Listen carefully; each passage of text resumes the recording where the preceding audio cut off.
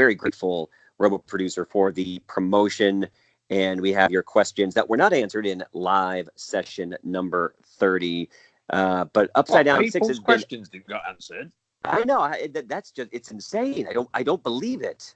How the hell does Upside Down 6 not answer all the questions? I mean, come you on. are on top of so it. Many. You're on top of it, but then again, you get just thousands of questions pouring in. You have to miss a few. I mean, there's only so much you can do. You're human. You're not cyborg, right? Well, I'm yeah. We'll find out at the end of the new film. I mean, we did hear your T-1000 impression. I mean, it was spot on. Oh God, my impressions are really good. Yeah. So tell us what's been going on, Six. I know you've been feeling not too hot as of late. I hope you're all right. Yeah, my channel's been dead for the last few days because literally I've been bedbound. I'm a stroke victim, brain surgery I've had. And, oh man. I had some kind of seizure in the night, and it just I couldn't move through the pain, but I'm slowly getting there. So I'm sure people don't give a shit about that, but I'd just like to explain to Patreons and people that, you know, donate to the channel. Don't worry, I'm still there. I'll be back when I look visually sexy. What the fuck? Well, I'm sure things are going to go fine for you, and Unit 6 does care. I'm sure they've noticed your absence, and nothing but good thoughts and vibes and prayers going out your way, man. Well, this is why I wanted to bring out Second Strike, because one, I didn't have to get in front of the camera, and two, I can just explain to people briefly, you know, hey, up Unit 6, we're still here, just gives a day or two. Yeah. Well, we're going to get into quite a bit today, and I'm glad you're on the mend. I hope you continue to feel a little bit better, but we got live questions from session 30, and then we also have, which I have not, but you have, there's also some additional footage that I know is going to leak into the conversation too, so we got a bit to get to. And I will try my best, because I'll try and put the additional footage onto this podcast kind of thing. I'll try, not promise. So if it's not there, I couldn't do it. Well, we look forward to it. If it's there, great. If not, I'm sure you'll get to it when you're able.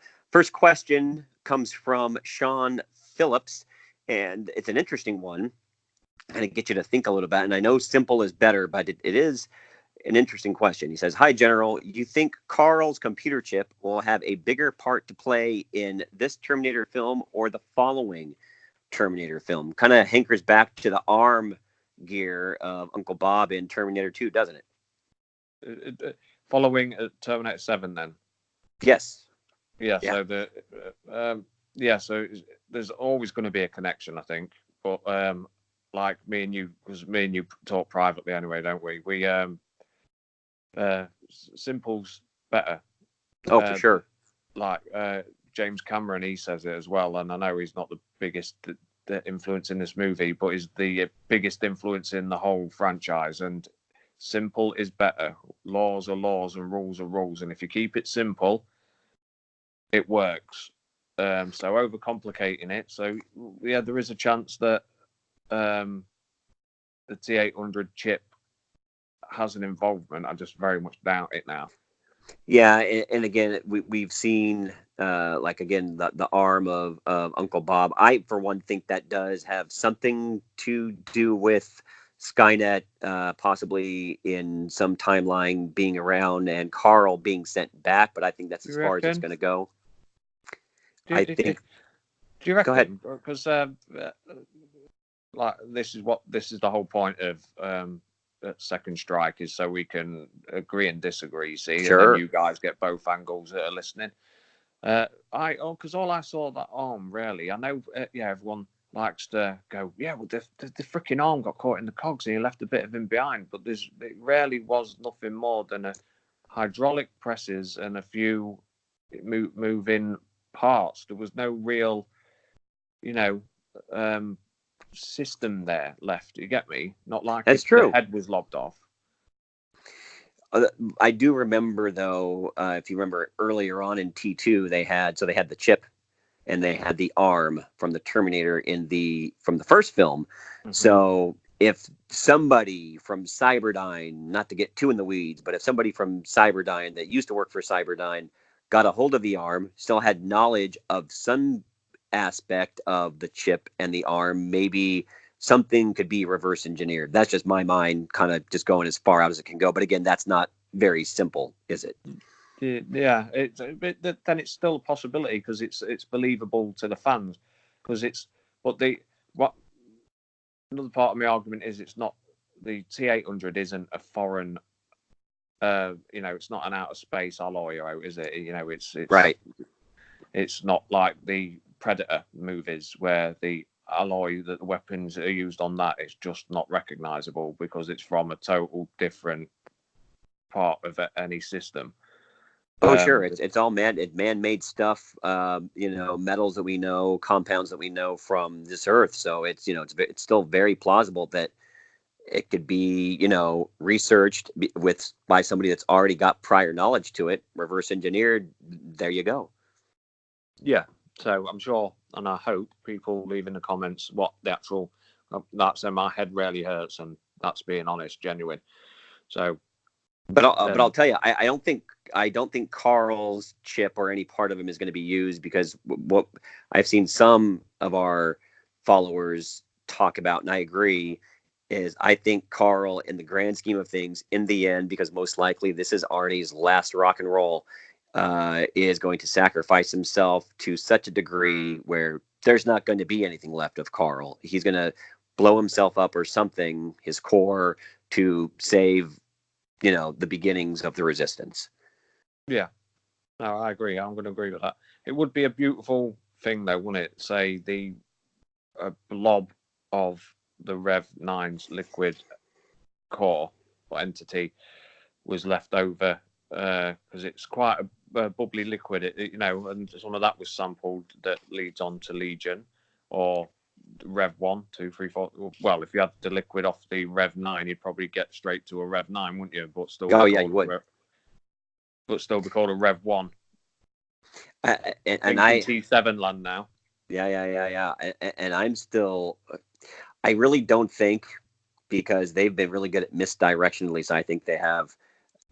I don't think the Rev 9 is going to be like the ultimate baddie. I think you're going to see him as badass as he is for most of the film, possibly destroyed. And I think you're going to see who the real opponent is by the climax of the film, especially if we're getting a T7. Agree. I think he's the ultimate baddie in the film. But I think the future war scenes, because we're going to get future war scenes. Sure. Legion War. I think you're going to see worse than Rev 9.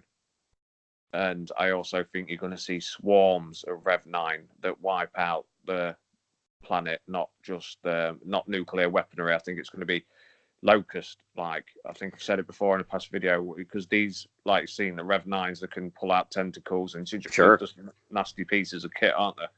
And that's where I think you're gonna.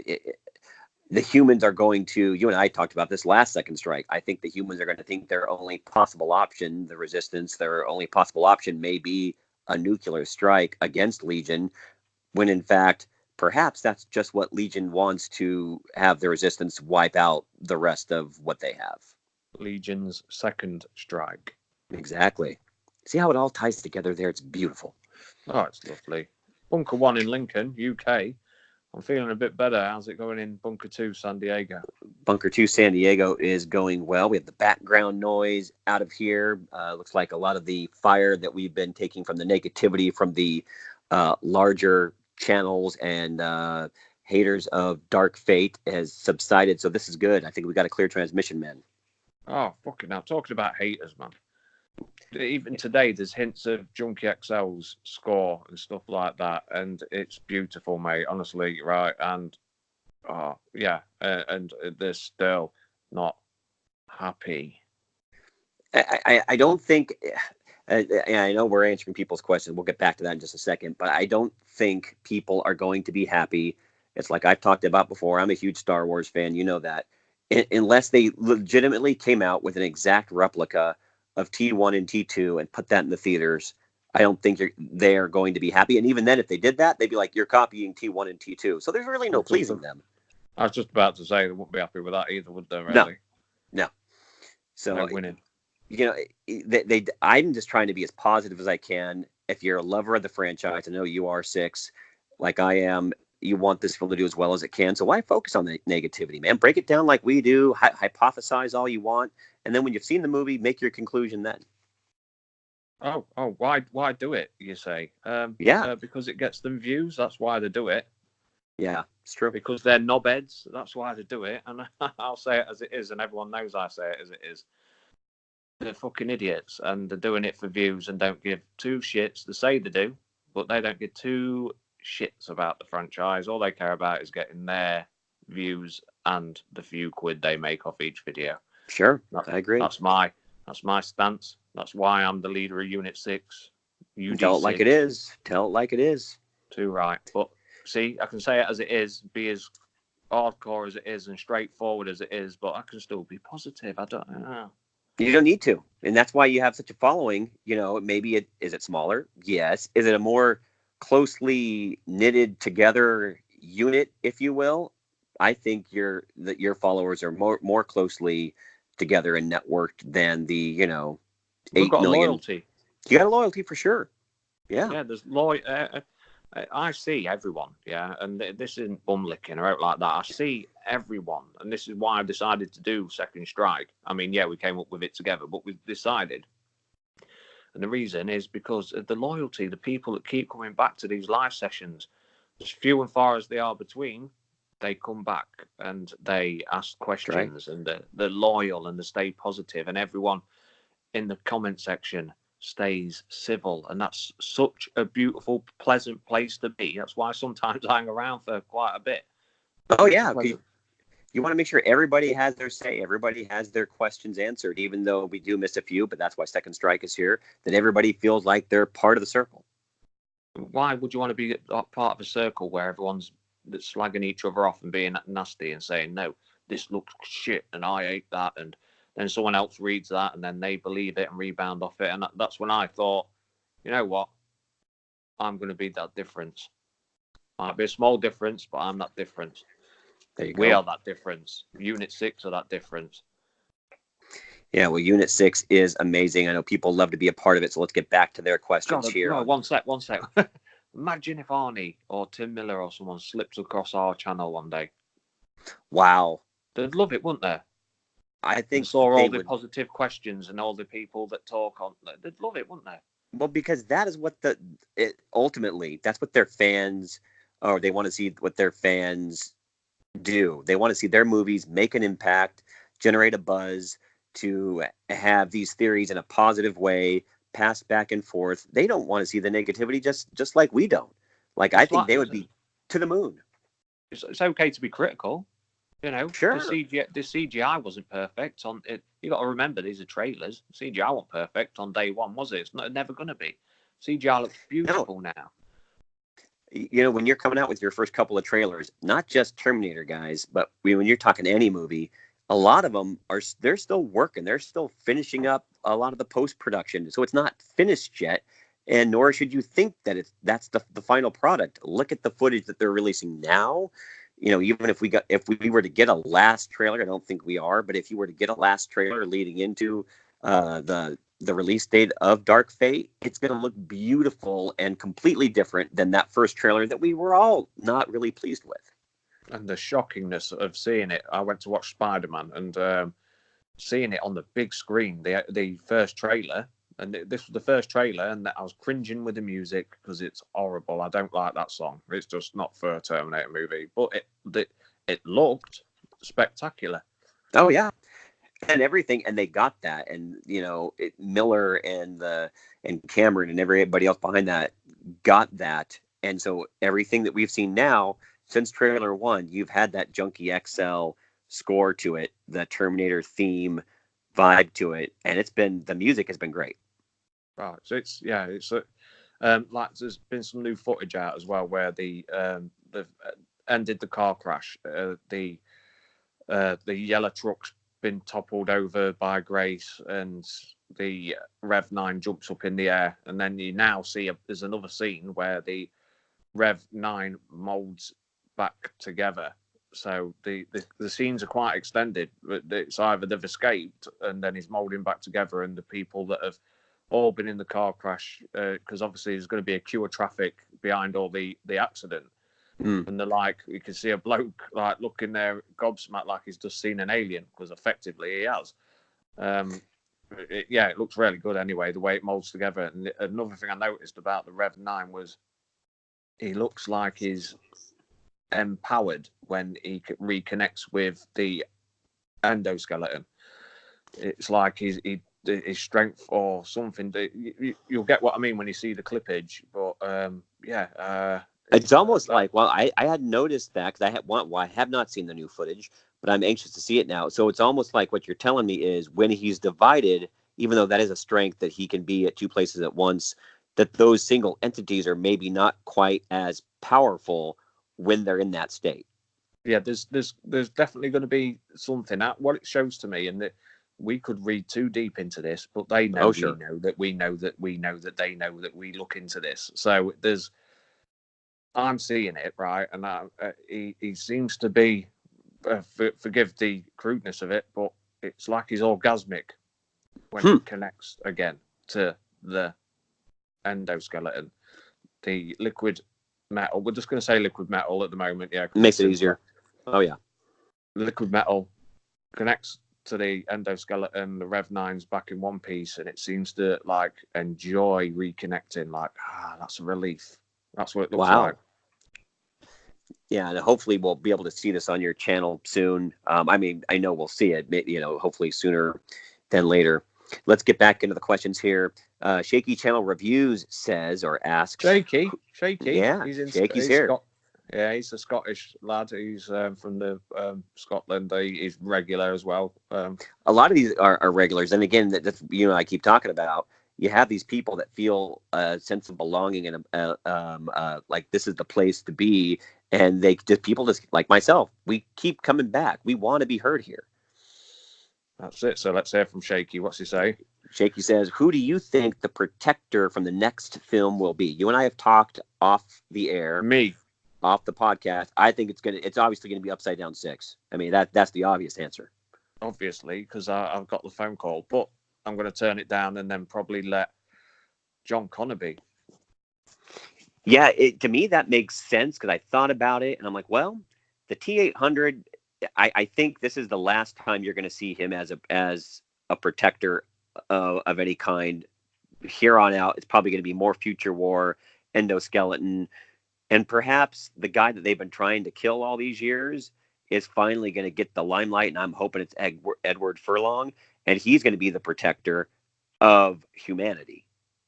Yeah, it's Danny. This is what I mean. There's a cleverness that people aren't giving a chance, and that is maybe when they wrote this film, they thought of Edward Furlong straight away. Maybe they didn't. Maybe they gave him, look, do this, sort yourself out, and look, this is what's going to happen with your character, and that is after this film, you're going to be the protector. I mean, we're obviously going to need a machine because it's a Terminator movie. The machines will be the future war, whether it be T-800s or Revelation units. We are going to, but I think we're going to get John Connor protecting Danny Ramos in the future, obviously alongside augmented humans and Revelation units or Rev units.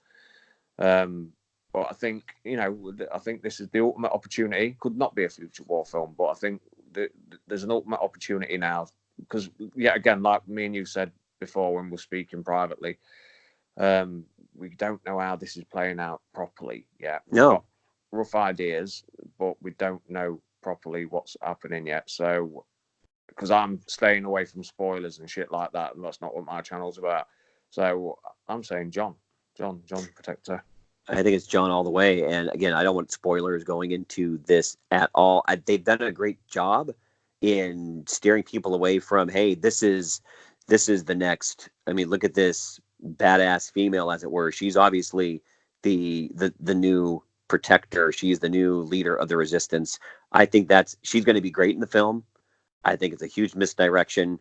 And I think they're trying to Grace for sure. Yeah. And I think they're trying to steer us away from John. So at the proper moment they can go, you know what, this has been the guy all along. Yeah. That's a perfect way to lay, because at the end of the day, Terminator 1, John was a myth. Yep. Terminator 2, John was a little boy.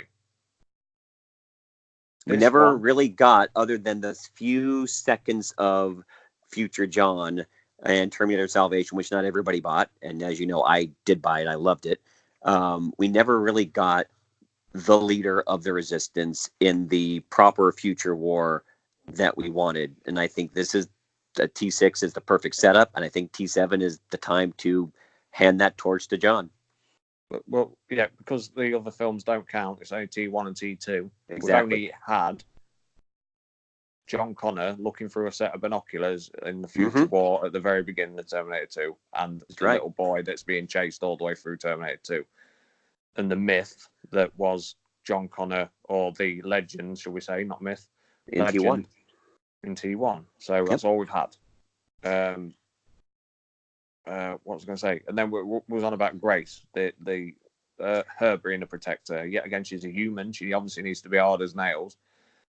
And she looks hard as nails, and I think they've done a great job at, again, setting it up to make it seem like, you know, she's going to be the one to you know, protect humanity. I think she will be for this film, and I think you're going to see she's going to be a nice complement to John, if that is indeed what we get. What did you think of the? Well, we're on Grace subject, because this is one thing that's infuriated me all the way through. Obviously the making and production of the film is the sexist, horrible comments towards Grace just because she's got short hair and she looks like some of the shit I don't even want to repeat. It just makes me mad because I can't stand racism, sexism, placism, and stuff like that. You don't even have to repeat it because I know what you're talking about. Yeah. And it's despicable to me. She looks strong. She's a strong female character, and is it you know what we've been used to in Terminator films? I actually say yes, and people should really get a gut check and go check out T2 again, because Sarah Connor, she's got long hair, maybe not short hair, is just as badass in T2. So the fact that Grace has short hair, let her do her thing. And I think most people are going to be pleasantly surprised with how much they love her come the end of this movie. Coming back from 2045 and living in a war of Legion with long plaited hair. Yeah. It makes no sense, really, does it? An augmented human that's going to have really pretty. It's just that's the ultimate Hollywood mistake. Sure. They're not going to want her to look like all glamorous. If anything, Miller and Cameron, who is overseeing this whole thing, nailed it. That's exactly how she's supposed to look. Exactly. It's like oh, so and so's ugly, or I'm not going to name names because I don't agree with it. Yeah, or none of the characters are good looking or out like that. Right? Your point is what? Exactly. Fit fucking 70-80% of the planet's ugly. We are all, we're not perfect human beings, are we? We're all different looking. We're not blooming supermodels with breast implants or big bodybuilders like Arnie, you know what I mean? Back in the nostalgia days, yeah, they got the glamour in because it attracted, but now it's more reality based, and that's what's infuriated me about it, is how people are so brazen with their sexism and I'm glad you brought it up. And these big channels encouraging it, and that's what made me mad all the way through the production of this. Yeah, I'm glad you brought it up, and I hope that, as the initial release comes about and the first wave of the audience goes to see it and they pass the word around, I hope it just comes out that, Grace is an amazing character, that she is a welcome addition to the franchise, and that the fact that she looks like she does fits perfectly. Have you seen her act with the film? Other than what I've seen in Terminator, no, but she's actually made me, from what I've seen so far in the clips of Dark Fate, I want to go see what else she's done now, because I'm very intrigued. Well, Mackenzie Davis did a thing called Gran Junipero on Black Mirror. You ever Oh, seen the okay. Black Mirror series? I actually just started it, so I'm very curious to Yeah, go well, it's watch her now. It's very yeah. good. I can't remember what season, but Juan Junipero or something. It's pronounced something like that. I'm from Lincoln, UK. I can't pronounce. So, um, yeah, in that you'll see how good she is. A good gut I, wrenching actress. She can just act. And then there's another thing called I can't remember who stars in it with her called Tully. It's a Hollywood movie as well, and she's brilliant in it. Just amazing. She's a brilliant actress, and then she goes and lobs off all her hair to look like a fighter in the future, and come back and get sent back. And I believe every clip I've seen, I believed all of her emotions. oh, and that's what it's about. I would rather see somebody that, okay, maybe they're not 1,000% glamorous that can act that you believe, than this supermodel that you watch Dark Fate and you're like, yeah, it was good eye candy, but that's about it. I don't want that in my Terminator film. No, that's it. Stuff the eye candy. I want to feel the threat, the peril, the emotion, the rawness, and that fear. And if an actress can pull that off, like Mackenzie Davis can, she's a brilliant actress, then I'll have that all day. And the first photo came out where we had Sarah Connor, Grace, and Danny Ramos, and people kicked off. Big channels did this as well as the big channels. They Mm. kicked off, oh, it's a feminist film, it's Ghostbusters, this, that, and the other, and I was outraged. Couldn't believe what I was reading and seeing, and that I just hate that kind of behaviour. Yeah, it's just people need to be a lot more. I'm even going to go a different angle. They need to be a lot more pay attention to details about what makes a film more realistic, what makes it better, and not just try and okay, well, you're not fitting this stereotype, so I'm going to complain here. It's BS. Yeah, um, and yeah, Ghostbusters, they did a boo boo. Yeah, they made a mistake, but it's not Ghostbusters, is it? It's a Cameron, Tim Miller, Arnie, Linda Hamilton. You know what I mean? This is a Terminator movie. We've had mistakes in the past, but for sexism and stuff like that, I disagree. But what I'll do, I think we'll move on from this because I could stay on this all day. Oh yeah, I mean, it's fascinating. We can make a whole separate podcast from this, and maybe we will. So let's move on. We got here Renegade from the Viking Age. He says, "Do you guys think they will explain the T800 is why the T800, excuse me, is still around?" Again, something you and I have talked about off the mic, off the phone conversation. This is going to be that whole bullet thing. I believe it's possibly the maybe a second T800 from T1 laying dormant. You think he's from 95, but regardless, I think this guy's been laying in wait. Yeah, dormant, like a landmine. Yeah, that's another way, the best way to put it. It got planted in 1995 because for people that don't know, yes, Terminator 2 came out in 91. It was set in 1995. Right. So there was T1000 got sent back, I believe. Then Skynet, being as clever as it is, because it's not stupid, it's going to have a backup plan and probably another backup plan and another one. There could be even more sent back in thinking about it. But there's definitely T1000 and the T800 sent back. And like with T1 being set in 1984, Skynet was no different back then because it got sent back from the same time. 2029, so we have there could have been two or three sent back in 84 and 95. Oh, sure. And who knows, that might be something that Carl even brings up. Maybe other Terminators are either out there or have perished. I mean, it's hard to sell. Obviously, simple is better, but he could be from either timeline, and I think it'll be very interesting to see how they work it in there. It's definitely going to connect the dots. We know this from the first two Terminator films to this one, which obviously takes place much later. It'll be interesting to see how they go about that. Because neither timeline's going to really matter, either in age wise, because it looked roughly the same age anyway, wasn't he? From 84 to 95. It's only a Oh, 10 sure. year gap, so you're not the aging process is still going to probably look the same as well. Well, and then as you and I talk about, then it's great because we get to see how this T800 has, while disconnected from Skynet, because it's Skynet obviously isn't around yet, it's grown past its programming, and maybe it has, for lack of a better term, it's grown a conscious. Yeah, grown conscious. In the trailers, he says, "I'm going to help you protect the girl because I choose to." So it's chose to not, I wouldn't say side with humanity, but it just realizes that humanity doesn't need wiping out. So sides with humanity, yeah. But Sure. while we're on the T800, one thing that bugs me about these trailers when he says, "Help you protect the girl," we've got the aging process. Sure. You can tell that the T800 has got a bit of a gut when they're doing the targeting. You see Danny Ramos shooting the apple core or whatever she shoots. I can't remember what it is now. They've got they're all stood there in a row, for all four of them, and Danny Ramos is shooting the big gun.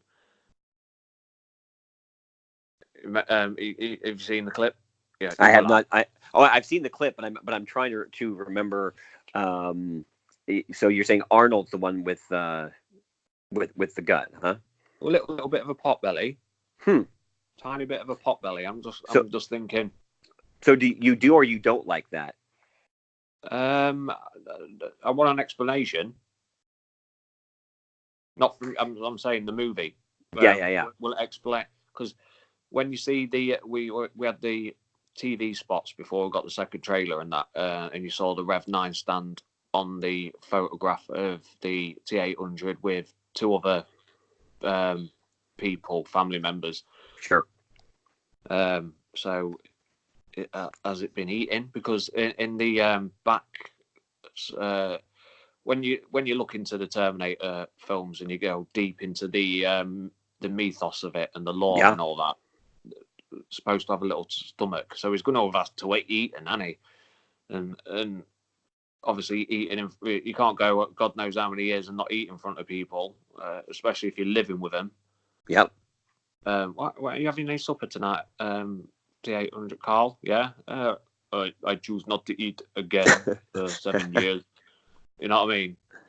I'm just wondering, will there be an explanation on the keeping the That's interesting. I hadn't thought about that. That's a very interesting point.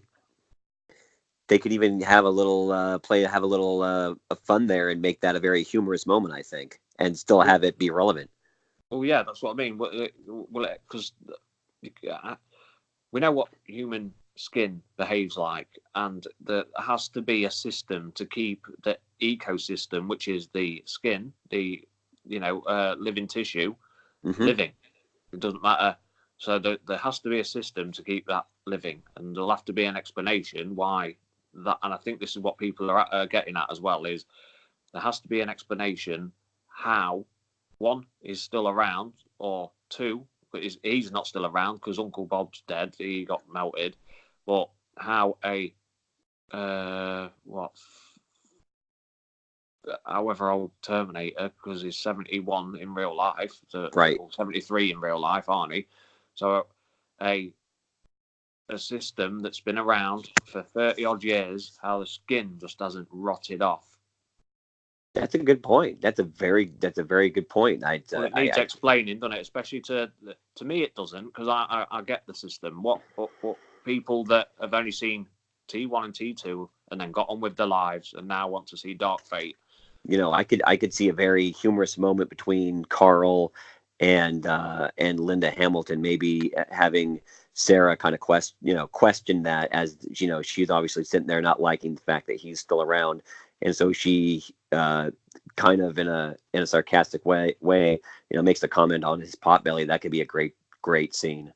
Yeah, and but like how, why, who, what, why, when, where. And they do. Tim Miller and James Cameron have said that this kind of thing and stuff will be explained, and they would have dug deep into it in the writers' room, because they'll know that it ain't going to be forgiven if we get bullshit answers. Oh yeah, I mean you and I have both said you guys are both very animate about the fact. Are we being positive about the film? Yes. Do we think the film's going to succeed? Yes. Six. If this film ends up being garbage, we're going to call them out on it. Oh yeah, yeah. There's no yeah. What we do, um, you and I, is we choose to only broadcast the positive stuff. But I can Sure. still let people know that this wasn't the best movie I've ever, without mullering it. This may or may not be, and have I thought about it? Yes, but I choose not to focus on it. This is kind of because, and a lot of people are already there. But again, I'm such a huge franchise fan of the Terminator. I'm giving them this shot, and I like them all for different reasons. Even though my original favorite is still the original Terminator, this is kind of the franchise's last chance to really get it back to where it needs to be, especially with Cameron on board and Hamilton back. Like this is it. This is make or break. Yeah, this is the county going in for a second attempt at the death penalty. If they don't get it this time, that's it.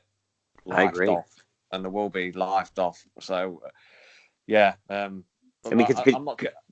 because you think about it, I mean, and they were trying to do this with Genesis because they wanted to make a trilogy. That failed, even though I enjoyed it. Um, they tried to do it with Salvation. Again, they're supposed to build a whole future war trilogy of movies. That failed, even though I thought that movie was stellar. They're trying to do it with this movie. And I think, again, this is different. This is where I think it's going to succeed because they have Tim Miller, who's an excellent director. They have James Cameron, Linda Hamilton, Arnold Schwarzenegger, Edward Furlong. I mean, those reasons alone, there's not a doubt in my mind this will at least be a very good movie. Yeah, and a lot of people will hit on that. We have James Cameron. Yes, he didn't go on the movie set. He didn't There's a go on the movie set once because he wanted to let Tim Miller do his thing. But James Cameron wrote the right the first script. He yep, wrote the story, and then it was built off that. yep. So anyone saying, "Oh, James Cameron isn't involved," yeah, he's rarely involved. He just didn't get in Tim Miller's way to create his vision. It's his And vision of Cameron's story, and that's what people need to understand. yeah, and that's how it, yeah. Oh, Well, let's what do you think though? Do you think they're making a mistake? This is one thing that does ponder in my mind. sure, sure. Yeah, again, do you think they're making a mistake by always trying to make a trilogy? Do you reckon they should just see how the movie goes and then build off that? It's something that, yes, I'm glad you brought that up because am I wanting this film to succeed? Yes, but I would rather have them go, here's an awesome Terminator movie. They might not even set it up for another film at the end. It could stand on its own, see how the movie does. And if it is gangbusters at the box office, then quietly behind the scenes say, you know what? This was a success. Let's do another one. But Yeah, because they wouldn't it struggle, would they? no, but it's almost like they've put additional pressure on themselves by it has to do good because if it doesn't, there's not going to be a T7. And then it kind of leaves a bad taste in everybody's mouth. So I'm glad you brought that up. And yeah, I agree with you. Yeah, that's what I keep thinking, and it's not because of the last couple of movies. I think what I fear is as much as what I see looks really good, and it does look really good. Now all the new little TV bits are coming out and stuff like that. To me, it looks really good. To the haters, you're not going to like anything you see anymore because you've made your minds up. That's how I see it. But what I fear is because they keep trying to make these trilogies, are they watering down the juice too much? Are we going to get a watered down story slightly, or are they have they really sat down and thought about it? And I believe they've sat down and thought about it, but it's not out of bounds or it's not even out of order to think, are they making a mistake? Keep trying to do trilogies, just do the one off and then see how it goes. You're clever enough to, there's enough mythology and lore behind it to do a movie and then take off from there again. You know what I would even say? It's not even a Terminator thing. It's kind of that's kind of become the way that a lot of these big movies get. They want to obviously make money off of it. They want to carry it out as much as they can. So they say, how many movies can we make of this? For instance, I don't know if you're a big Lord of the Rings Hobbit fan, but The Hobbit's it's not a large book by any sense of the imagination. And instead of doing one movie or two movies like they originally planned, they expanded it into three movies, which wasn't necessary. And even though I enjoyed it, a lot of people had problems with that. And I think it's kind of the same formula. Do one movie, see how you fare, and then after that, go from there. Yeah, yeah. I watched the Lord of the Rings movies. I couldn't name any characters. I'm not a big fan of the franchise, but Mm-hmm. too long, too long. Especially, yeah, again, watered down, didn't they? They tried to make too much out of something that could have been made to a lot shorter. It could have been Sure. two movies, definitely. There was too much going on for it to be any less than two movies. But yeah, off the Lord of the Rings, yeah, just the Terminator franchise in itself. There's so much of a juicy story that you could make one movie, say Dark Fate, like now, and then see how it goes. And then if people want more and it goes well, they can easily sit in that writer's room again and crack on, like they did with, right, we'll wipe off the rest and we'll carry on from T2. Easily Sure. done. We could do it, but so I do fear they keep trying to do a trilogy in one sitting. Well, and I'm not even sure, and we'll get to the next question here in just a second, but I'm not even sure if they had any plans after T2 to make another movie directly. But the way that it ended, it was like it could be the last Terminator movie, or they could be setting it up for another one, and the audience was completely satisfied. They could do Dark Fate in such a way, obviously I haven't seen it, to where it's the same thing. Does the ending satisfy the story? Yes, 100%. Could they make another movie off of that? Yes, they most certainly could. If they went that route and didn't worry about it, I think things would be fine. And they're, again, less pressure on themselves and the studio. Agreed. Well, let's get to the next question here on Second Strike, Chapter 2, Upside Down 6, Upside Down 9, your Robo producer. And we have Edward Balint. He says, I'm nervous about the first wave of movie reviews for Dark Fate. These will be critical to the movie's success. Are you worried that they are going to stifle the way that the movie is going to be projected? Yes. I am too. And I think a lot of that, again, comes back to the negativity from some of the larger channels. They've already subjected that. And now people that don't follow channels, perhaps a lot like Upside Down 6, they're a little worried. And I'm not going to lie, that is a little scary. Yeah, it's happened all through the production and filming and post production of the movie, from picture one, not trailer one. They've had no excuse from picture one, photograph one, basically letting us know. I think it even, because I don't do social media, but I think the first image was done on Twitter. I think it was a Twitter thing, and then it went onto YouTube. And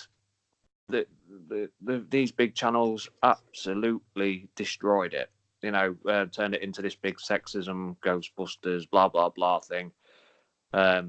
So any one of these hater channels that have made